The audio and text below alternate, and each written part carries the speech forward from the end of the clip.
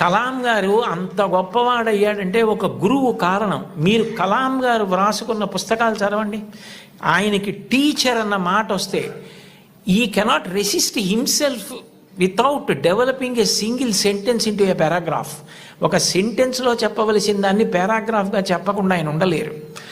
ఆయన ఈ light weight భూమికి దగ్గరగా ఎగిరేటటువంటి విమానాన్ని డెవలప్ చేయవలసి వచ్చినప్పుడు సరిగ్గా చేయలేకపోతే కోపం వచ్చి ప్రొఫెసర్ శ్రీనివాసన్నని శుక్రవారం మధ్యాహ్నం పిలిచి సోమవారం పొద్దున్నకి చూపించకపోతే నీ స్కాలర్షిప్ ఆప్ చేస్తానన్నారు. టిఫిన్ తినలేదు, స్నానం సరిగ్గా చేయలేదు, భోజనం ఏం చేశారో తెలియదు, రాత్రింబవళ్ళు వర్క్ చేశారు.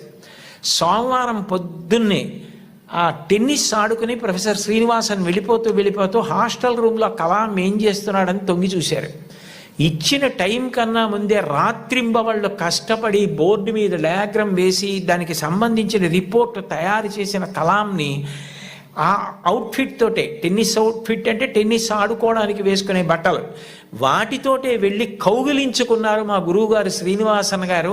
ఆయన నా భుజాన్ని తట్టి నన్ను ప్రోత్సహించి పడిన ఆనందం నన్ను ఇంత గొప్ప స్థాయికి పెంచి పెద్ద చేసిందని తన టీచర్స్ గురించి ఎంత గొప్పగా రాసుకున్నారో. గురువుల్ని నింద చేయడం, గురువుల్ని విమర్శించడం, గురువుల్ని హాస్య వస్తువులుగా వాడుకోవడం ఈ జాతికి సిగ్గుచేటు.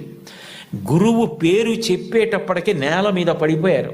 రామాయణంలో అంతటి రాముడు విశ్వామిత్రుడి పిలిస్తే దగ్గరికి వెళ్ళి నిలబడి ఇమౌస్మ మునిషార్దూల కింకరౌ సముపస్థితౌ ఆజ్ఞాపయ యథేష్టం వై శాసనం కరవామ కిమ్ అన్నాడు.